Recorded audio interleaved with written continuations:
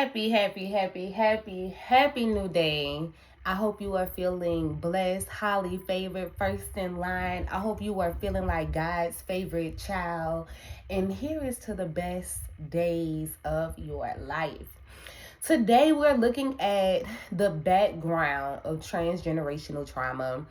And where does this start, right? What happens? And so we are grabbing knowledge directly from It Did Not Start With You by Mark Wolin. And so Mark Wolin is looking at the inherited family trauma shapes who we are and how to end the cycle of transgenerational trauma. And so we're going to start with we're gonna read just a page of the introductions just to get a quick background. Then we're going to go straight into chapter 1. I don't know how long it's gonna be. We'll see, right? So let's go ahead and start with the introduction. Again, this book is It Did Not Start With You. It Did Not Start With You, which is, I feel like, the perfect title when discovering and understanding transgenerational trauma. So we're going to go ahead and start with the introduction. The Secret Language of Fear. This book is the fruit of a mission, one that has led me around the world, back home to my roots, and into a professional career that I never could have envisioned when the journey began. For more than 20 years, I have worked with individuals who have struggled with depression, anxiety, chronic illness, phobias, obsessive thoughts, PTSD, and other conditions.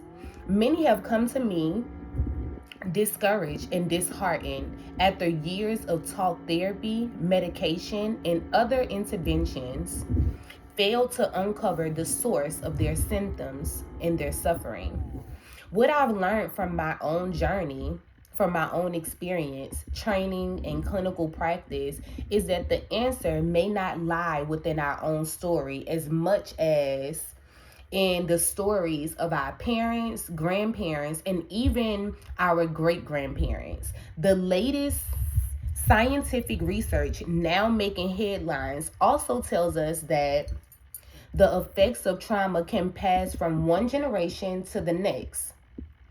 This bequest is what's known as inherited family trauma, and emergent evidence suggests that it is a very real phenomenon. Pain does not always dissolve on its own or diminish with time.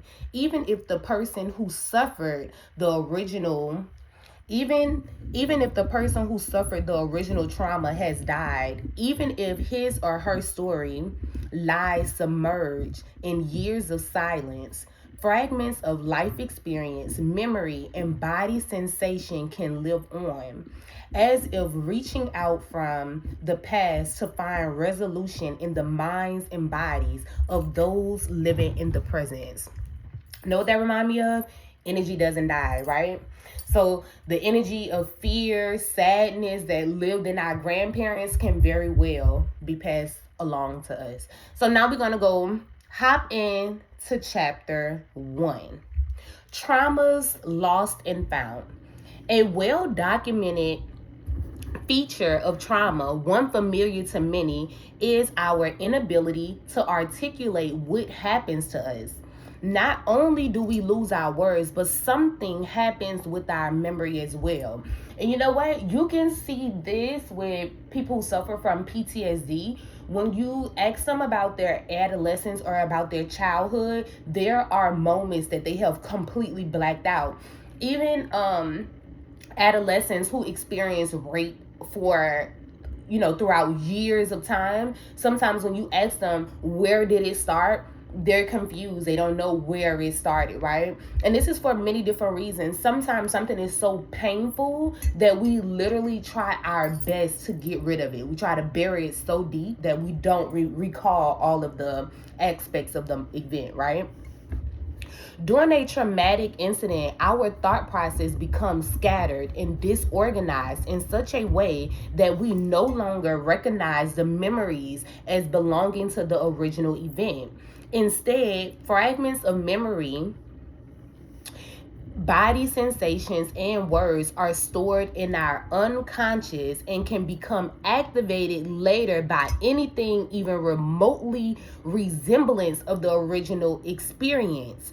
Once they are triggered, it is as an individual rewind button has been pressed, causing us to reenact aspects of the original trauma in our day-to-day lives. Give you an example about that, right? For me, experiencing the trauma of a father constantly telling you they're going to do something and just not delivering, saying that they're going to come and not showing up. When I experience other people lying to me or giving false promises, it is so triggering, right? And I understand now of why that was so triggering. At one time it was just, oh no, I hate when people do this. But what is the reason why? Why is when someone do that so triggering for you? And for me, I could understand that certain aspects were triggering coming from a father who essentially abandoned me, right? So you have all those abandonment issues come up. Even when small acts happen, right? I'm easily triggered by those things. And you can probably see these in your own behavior patterns, or why you do certain things or respond the way you do, right? So let's go for it. Unconsciously, we could find ourselves reacting to certain people, events, or situations in old familiar ways that echo the past, right? Sigmund Freud identified this pattern more than 100 years ago. Traumatic reenactment or repetition, as Freud called it, is an attempt of the unconscious to replay what's unresolved so we can get it right. Ooh, wow, right? That's profound. To know that your mind is going to consistently bring this up because it knows something that bothers you. And even your mind wants to figure it out. Like, we don't want this to continue to bother us. So what can we do, right? So this is it's almost like your body is reminding you of the trigger so that you can solve, right? So that you can feel better about that situation. So let's move forward. Freud each observed how fragments of previously blocked or repressed like experience would show up in the words, gestures, and behaviors of our patients. For decades to follow, therapists would see such clues as slips of the tongue, accident, patterns, or dream images as messengers shining a light into the unspeakable, unthinkable regions of their client's life. So these traumatic experiences that you have been through, your system, your temple, your brain, your mind wants to discover it. It wants to figure it out. It wants to give you a solution, right? It doesn't want it to continue to be something that suppresses you, shuts you down, trigger you. Pretty fascinating, right? The brain is like, we're going to figure this out. We're going to figure this out together. I see this as something that bothers you. I see this as something that triggers you. That's why I'm going to keep bringing it up until you create a solution. Okay. So Freud described the speechless terror of trauma as the experience of being a loss for words, a common occurrence when brain pathways of remembering are hindered during periods of threat or danger. We see this with people who have traumatic events and they don't want to tell their story. They do, and this is something that I can definitely resonate. Typically, once I begin to express something that is so traumatic, is because I have come to some common ground. There is some resolution. But typically when it's something that is still in the traumatic realm, is still something so devastating for me, I am unable to communicate it verbally to others, right? And so we call this the speechless terror of trauma. When people relive their traumatic experiences, he says, the frontal lobes become impaired, and as a result, they have trouble thinking and speaking. They no longer are capable of communicating to either themselves or others precisely what's going on. And we definitely see this with children, where something has happened and they bury it. They're unable to explain and communicate. They can't even get their mind willing to communicate and express what just took place because it was so traumatic. Still, as it is now silent, words, images, and impulses that fragment following a traumatic event re-emerge to form a secret language of our suffering we carry with us. Nothing is lost. The pieces have just been rerouted. So all the sadness, all the traumatic experiences that you have endured and haven't dealt with, that you have simply buried, you now act them out somehow unconsciously. It's in your behavior patterns, it's in your thought patterns, it's in how you communicate with yourself. Some of us have such negative self-talk because we have never been talked to positively.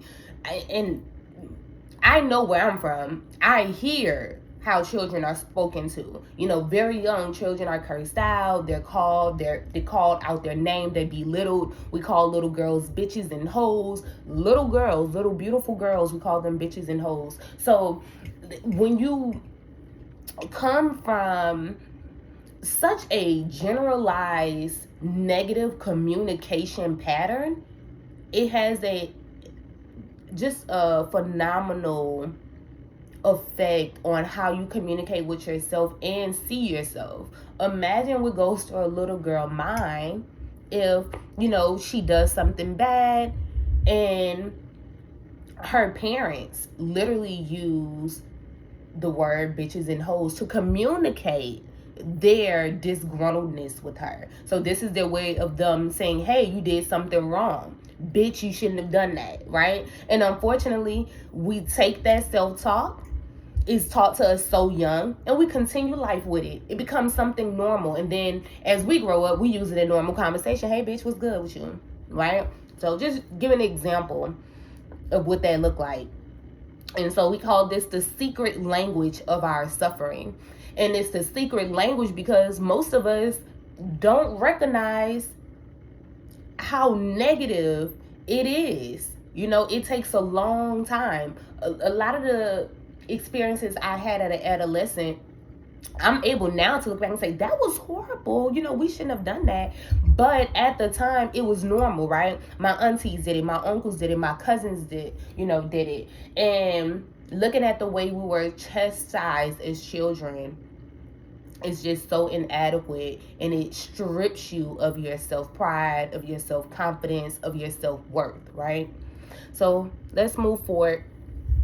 Emerging trends in psychotherapy are now beginning to point beyond the traumas of the individual to include trauma experiences and trauma events in the family and social history as a part of the whole picture. So for me, when we look at social history or trauma history, we cannot dismiss slavery. And just the whole culture of what that comes with. And so moving past slavery and then fighting for civil rights, moving past civil rights, the journey of fighting for equal rights for African Americans is still prevalent. And some people will say, no, it's not. Well, if it's not, why are we able to see it in every institution? If we look in the housing institution, we can see disparities. If we look in education, we look at public education, even higher education, so we can just, the loans, the way banks interact with blacks compared to other races, we can just go down the line of how African Americans are still experiencing social injustices. And yes, this is going to directly affect those traumatic experiences for a whole group of people. So if you have a whole group of people where the majority of their babies are being born into single parent, women led households, imagine the traumas that come out of that. The absentee of fathers, the absentee of having two incomes in a house, the issues of having a parent that is overworked, who is typically dealing with some forms of PTSD, anxiety, and other mental health issues that are unaddressed. How do we know this? Is in the statistics, right? The statistics say that African Americans are not receiving mental health help as they should. And we can see it, right? Many of us are dealing with undiagnosed mental health conditions. We can see it in our family. We know that these individuals have mental health issues, but there's nothing that any of us can do about it, right? They're not receiving medical care for that. And these are the individuals who are raising us. These are the individuals who are helping to shape our thinking patterns, our behavior patterns. And yes, it influences every aspect of our life. So we have that experience, right? But then when we look at these individualized family traumatic events, right? And there's a lot of things that we're not discussing openly, like the fact that we have pedophiles in our family that are more protected than the victims, right? You know, we have our uncles and cousins who we know our kids can't go by. And it's, we know, we're like, yeah, don't send your child over there, you already know.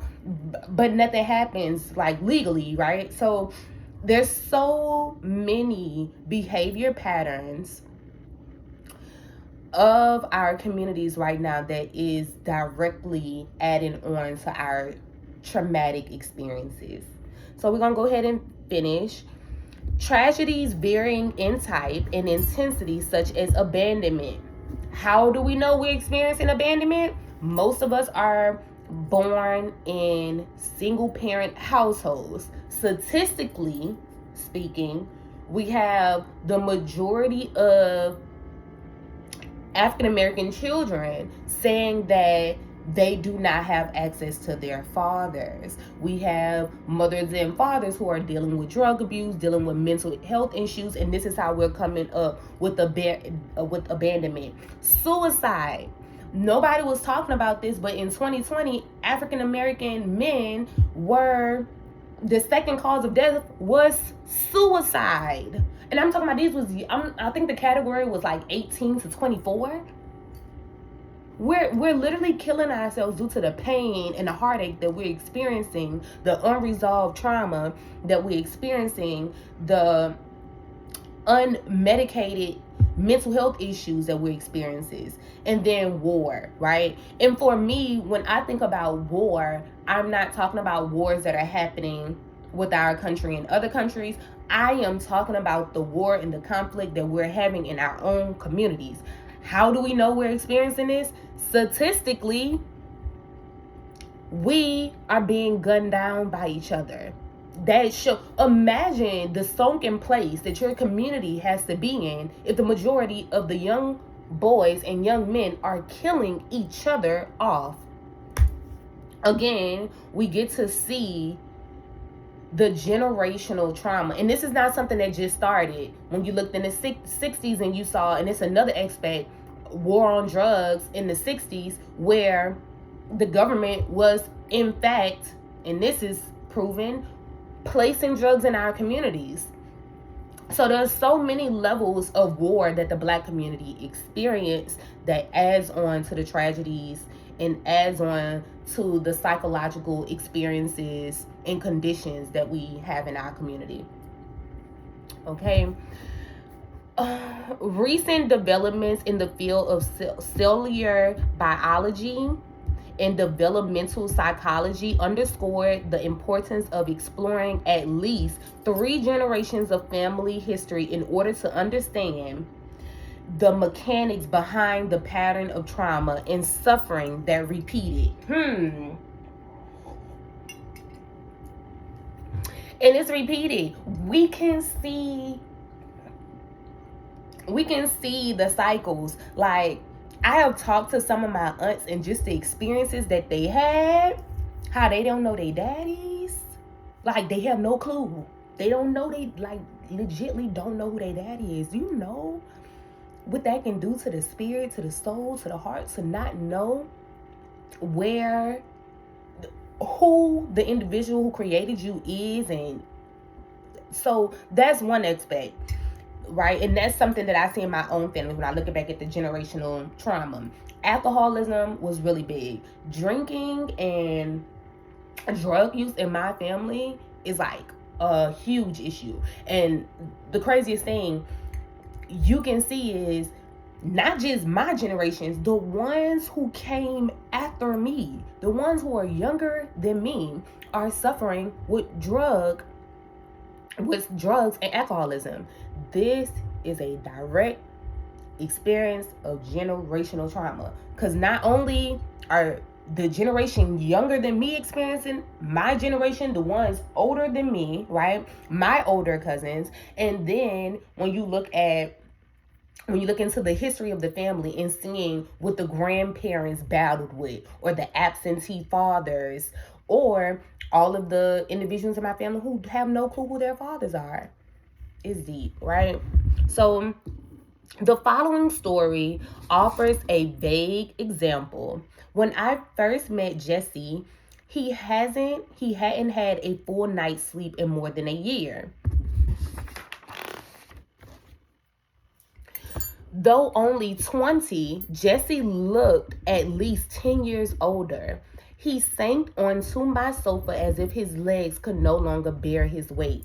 Jesse explained that he had been a star athlete and a straight A student, but that his present conditions has caused a downward spiral of depression and despair. As a result, he dropped out of college, had to forfeit the baseball scholarship he had worked so hard to win. He desperately sought help to get his life back on track. Over the past year, he had been to 3 doctors, 2 psychologists, a sleep clinic, and a physician. Not one of them he related to and was able to offer any real insight or help. Jesse, glazing mostly at the floor as he shared his story, told me he was at the end of his rope. When I asked whether he had any ideas about what might have triggered his depression, he shook his head. He shook his head. Sleep has always come easy for Jesse. Then one night, just after his 19th birthday, he woke suddenly at 3:30 a.m. He was freezing, shivering, unable to get warm no matter what he tried.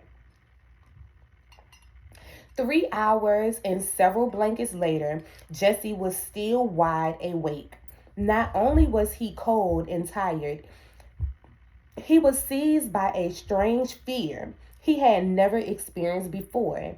A fear that something awful could happen if he let himself fall back to sleep. If I go to sleep, I'll never wake up.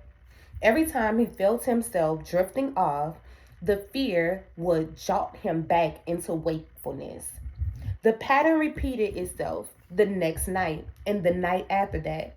Soon, sleep insomnia became a nightly ordeal.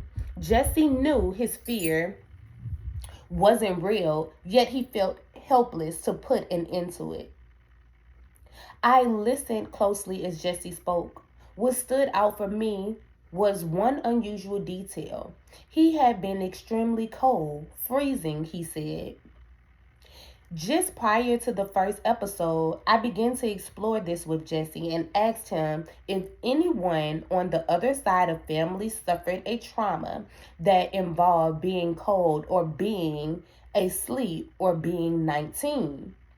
Jesse revealed that his mother had only recently told him about the traumatic death of his father's older brother, an uncle he had never knew. Uncle Colin was only 19 when he froze to death, checking power lines in a storm just north of Yellowknife in the Northwest Territories of Canada. Tracks in the snow revealed that he had been suffering to hang on. Eventually, he was found face down in a blizzard, having lost consciousness. His death was such a tragic loss that the family never spoke his name again. And we do that too. We do not pass on experiences. I remember when I first found out that my grandmother and her kids were part of the Black Panther Party in a Desire in New Orleans. I remember when I first found out, a man on the street told me.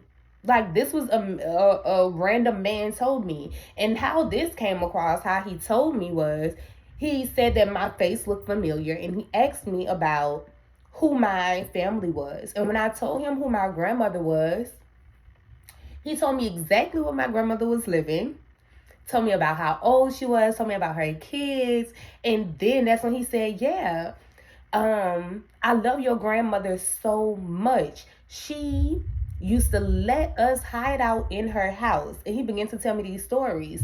So, and me, at first I'm like, no, maybe it wasn't my grandmother. And he's like, oh no, I know Ruth. And like, he was like, it's your grandmother. And so I called my mom. You okay? I called my mom. I'm like, hey, did you know about this? And I'm telling her, she was like, oh yeah, it's all true. Yeah, that's her. I'm like, what? We do not pass on family history the way we should. And I feel like this happened a lot in the Black communities where we just these stories get buried. Once the person dies, we don't continue to talk about their stories and their experiences. So here we go. Jesse is just finding out about his uncle that he never met, and we understand why he didn't meet the uncle. The uncle had already passed. However, we don't talk enough about family experiences. So anyway, let's finish up with Jesse. Making the connection was a turning point for Jesse once he gasped that his sleep insomnia had its origin in an event that had occurred 30 years earlier. He finally could explain his fear of falling asleep. The process of healing could now begin. And that's for a lot of us. These behavior patterns that we have are so deeply rooted, and sometimes we'll look and we're like shocked, but we can see the cycle continuing. So it's like, okay, great grandmother had a bunch of kids,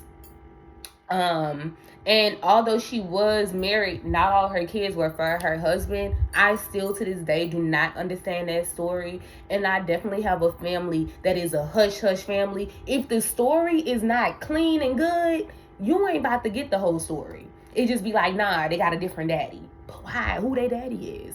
It's all a secret, right? So for Jesse has made some connections to just the baseline of his trauma and the fact that he could be carrying his uncle's fear. And a lot of us are carrying generational fear, and we can see it because we be scared to take on opportunities and don't even understand why we're scared. Some of us are scared to move to a new city, scared to move to a new town, scared to take on a new job, scared to go back to school. And it's not even really our fear. These are the fears of our parents, our great-grandparents, people that we never even met, who really had real reasons to be more fearful than we have, right? I always say this, my generation is the first real free generation. I do not consider my mom experienced segregated schools.